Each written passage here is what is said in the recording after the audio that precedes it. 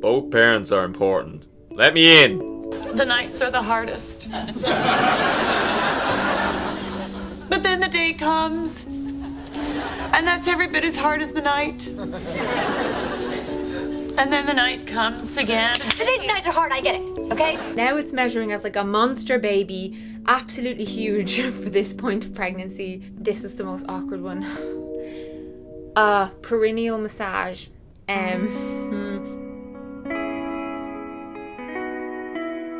Hello?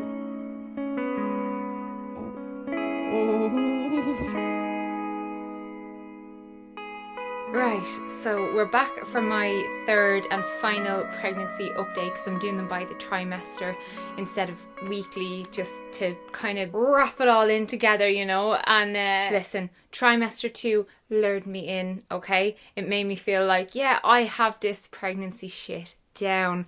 As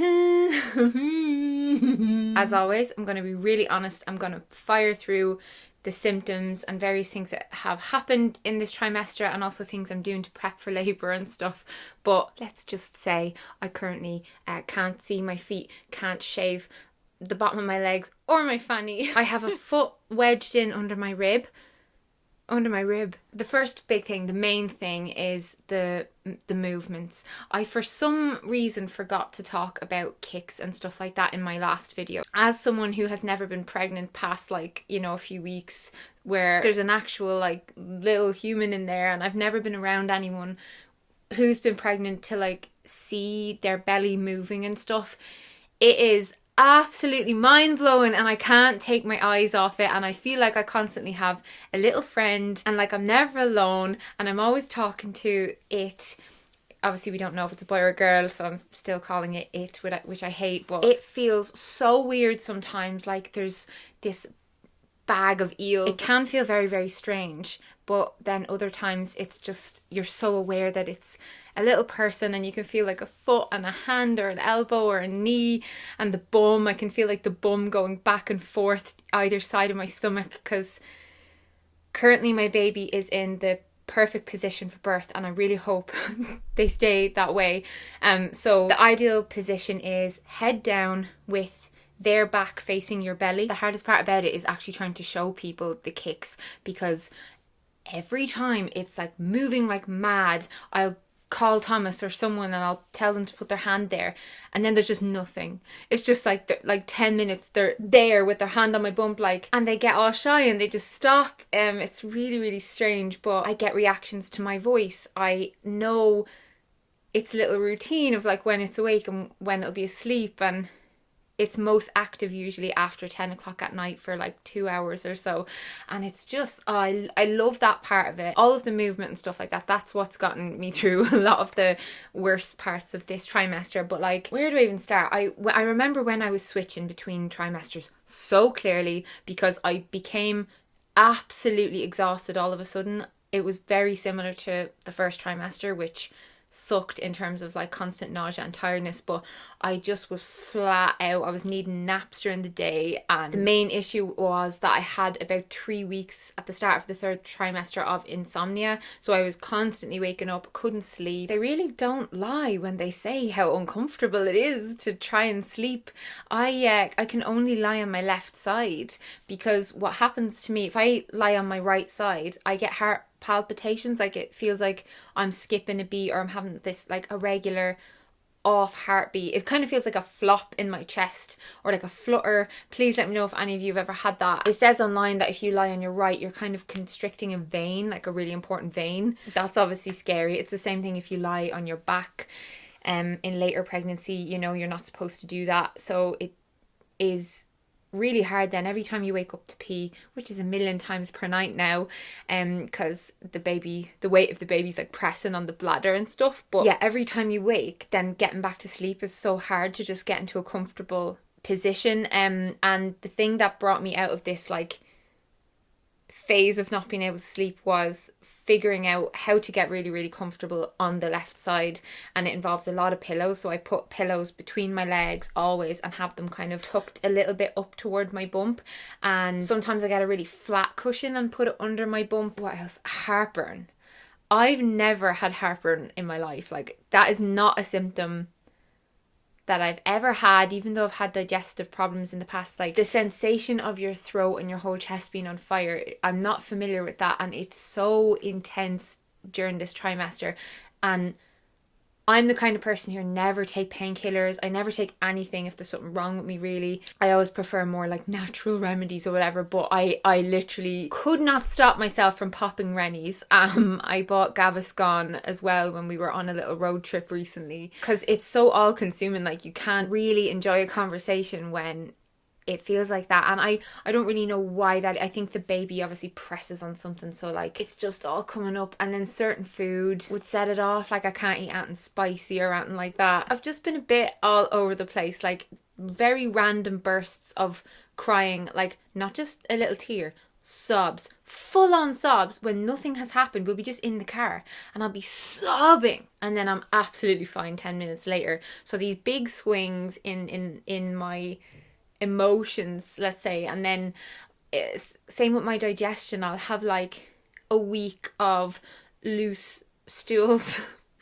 and then a little bit of constipation, and then it's all normal, and then it's like diarrhea, even though my diet is constantly the same and everything else is the same and nothing's changing. I had a few days where my bladder area felt really, really off, and during one of my exams, like, they said there was something in my urine and they were worrying that I had a UTI, but that came back fine. I didn't have a UTI infection, thankfully. And the biggest struggle I've had with this trimester has been the knowledge that my birth like preferences or like my birth plan might not go ahead. And as I said, like, I'm not letting myself be really rigid with that, and I am open to all outcomes. I still should be able to be fine with giving birth naturally and everything like that. But what happened was, so the midwives in the midwife unit, which is where I want to give birth, just because it is such a nice environment, and they have, as I showed you in another video, birthing pools where you can do your labor. They have birth balls, they have aromatherapy and speakers, and they can dim the lights all beautiful, and it's just such a lovely area that they have in that hospital.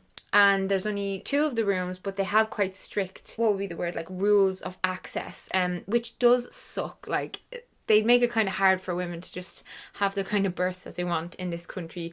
But anyway, yeah, I still might be able to give birth in there. It's all hanging on my next appointment, which is with a consultant. So what happened was, I was in there, I was getting my checkup, like where they check your wee, they check your blood pressure, and sometimes they'll check your bloods if they are worried or concerned about something. And they measured my bump, and they noted on my growth chart that it was like not in the same trajectory as normal. It was measuring slightly lower than where they would expect it to with the tape measure, even though it was still perfectly on track. And these measurements can be so off. Apparently even scans can be up to 25% like off at this point in pregnancy, because they can't get a good look at the baby because it's all so smushed up. And it depends on who's measuring you and all that kind of stuff. So anyway, they did it with the tape, and then they were like, right, we need you to get a growth scan to check on baby to make sure everything's growing okay. And I figured, everything would be grand, because I've been checking my weight once a week and it's always going up the exact recommended amount per week. So yeah, I wasn't worried or anything like that. But then I did the growth scan and they said the baby was measuring big. So she mentioned the 90th percentile, something like that. So then they were concerned that I had gestational diabetes, which is a form of diabetes that can come on in pregnancy and then goes after pregnancy. And I was kind of like, I've been doing so many things to look after my health and all that. I was so adamant that I couldn't possibly have that. But the symptoms included like constant thirst, constant peeing, tiredness, like all normal pregnancy things. So I was open to the idea of like I might have it. So I went and did that glucose test thing, which is mad. They give you a drink that is 75 grams of sugar. Whack of like, oh. And then they take your blood and all that kind of stuff. So they did that test and it came back negative, that I didn't have gestational diabetes. But also, like, I'm not tall. Thomas isn't necessarily tall for a man. We don't have tall people in our families. Neither of our families are prone to having big babies. So they had me down for another growth scan to just check if maybe that one wasn't really right. I went back for another growth scan, and now it's measuring as like a monster baby, absolutely huge for this point of pregnancy. Like it grew 1.5 pounds in a week, apparently, somehow.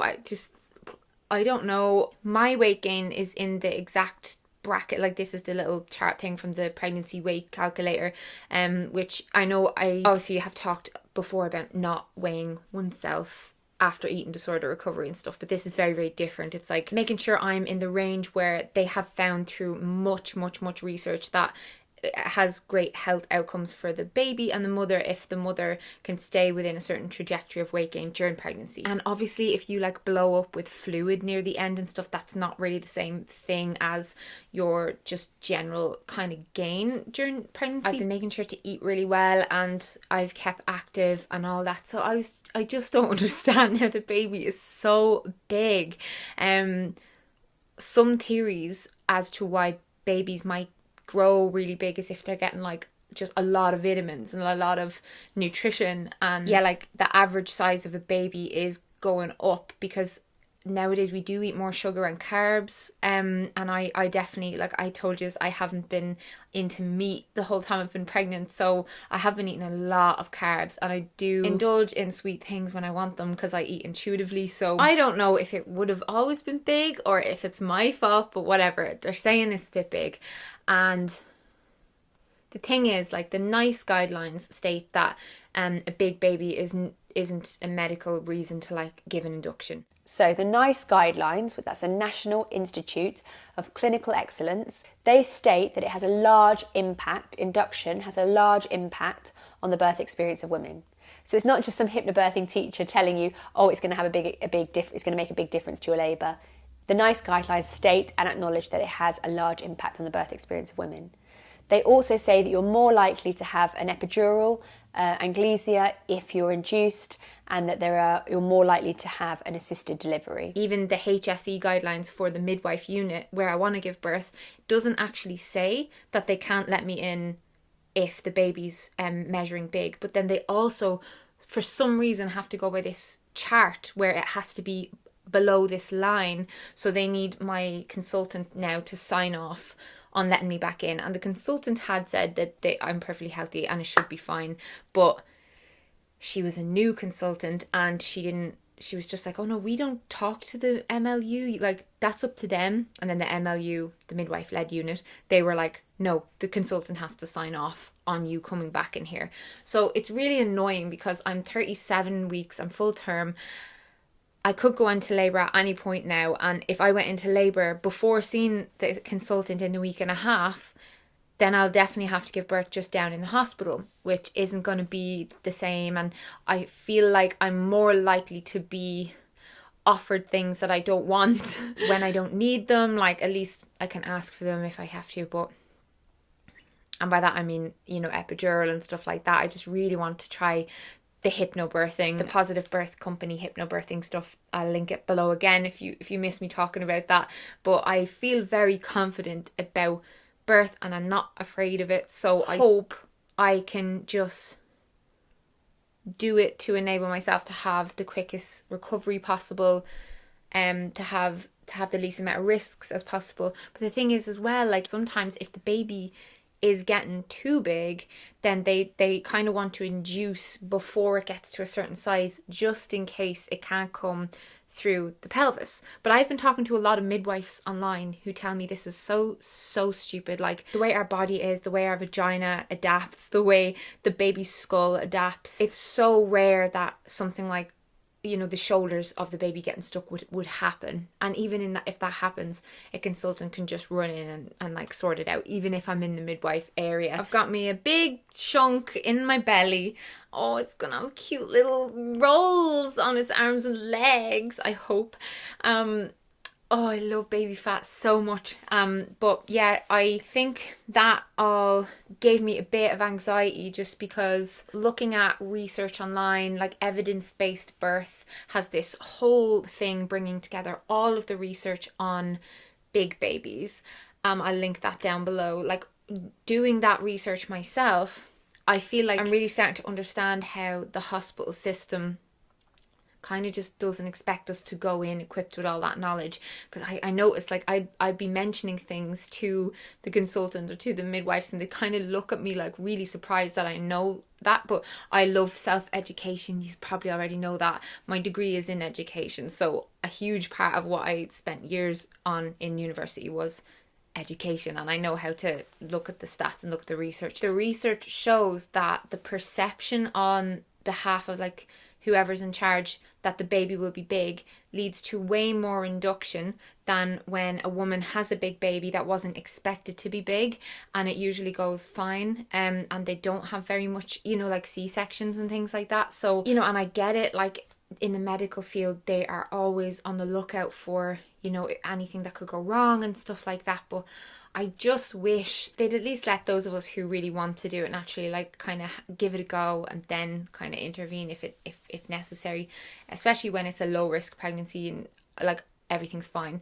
And another thing I wanted to mention is the maternity restrictions due to COVID are driving me mental. It's so infuriating. Like, I don't know what country a lot of you are in. I know you watch from all over the world, but in Ireland, where I am right now, there's still restrictions on the birth partner being present for some of the labour, and then after birth they have to leave after about an hour.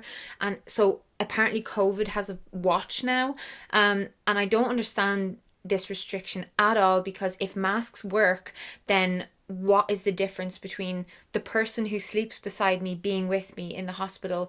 You know, if I'm not sick, they're not going to be sick either. But if they're wearing a mask and they're keeping a distance from everyone else, the maternity section as well is completely like a different section from where sick patients and old patients are.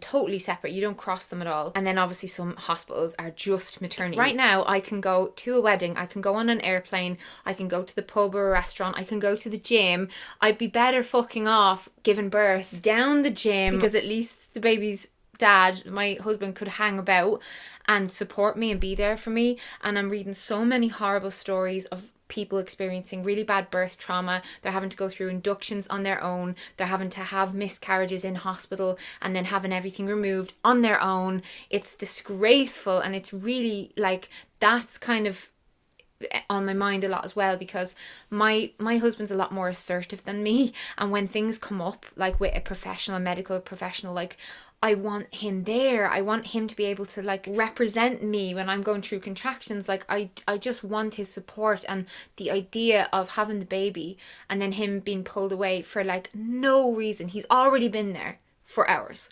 Why? They seem to be addressing nearly everything else in society right now, but like, once again, women are bottom of the fucking pile, and I just can't stand it. So I've put a petition down below, and I'd love if you could sign it. It's to get, or like prompt this to change. And now I'm not sure really if the government are in charge of it or if like individual hospitals are, but I'm pretty sure they're all following guidelines and advice from the health people in the government. There's too much research to show how important having a birth partner is there during birth, and how long lasting the implications of a negative birth experience can be. And also, like, fathers, or like, you know, birth partners, but especially like the father of the child isn't a visitor, they're the parent too, and it's just so unfair for them to be treated like that. You know, we always make jokes about if the dad is minding the baby, like, oh, is he babysitting tonight? Like, no, like, that other parent is just as much and as important as the mother, in my opinion anyway. And if you disagree with that, like, just imagine how any same-sex couple would feel if they have, you know, had a baby or adopted a baby. And then, yeah, besides that, I am currently mad in nesting mode, like, just constantly organising and tidying things in the house, trying to make sure our space and our layout is like all just really, really organised to facilitate the whole first couple of months being as easy as possible, just with like, we'll have the co-sleeper cot beside the bed, and then I have the little changing mat for like putting on my lap in the middle of the night, and then the nappies are here, and then, oh sure, yeah, I'm probably going to do a video about like newborn essentials once I kind of know what things end up being the most used things that we got. And then I wanted to share a little bit about what I'm doing.